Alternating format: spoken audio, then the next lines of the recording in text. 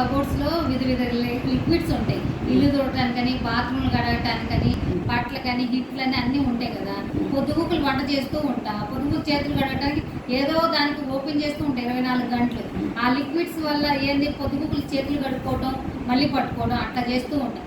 ఇదంతా చేతులు ఏంటి పొడి పారిపోయి పాడైపోయినటువంటి డాక్టర్ దగ్గరికి వెళ్ళాను. ఆమె మంది చేతులను చూసి ఎక్కువ లిక్విడ్స్లో చేతులు పెట్టడం వల్ల చేతులు పాడైపోయి గోళ్ళు పుచ్చిపోతున్నాయని చెప్పింది. అట్లా కాదరుణ, ఇట్లాగా వాడితే మంచిదని చెప్పింది. మన ఇంట్లో సహజంగా దొరుకుతూ ఉంటాయి కదా, నిమ్మకాయ, ఉప్పు, కుంకుడుకాయలు, బేకింగ్ సోడా, అలాంటి తినే సోడా అవన్నీ ఉంటాయి కాబట్టి ఉల్లిపాయలు కోసామనుకో ఎమ్మటే నిమ్మ చెక్క తీసుకొని ఉప్పేసి రుద్దామనుకో ఆ వాసన పోతుంది.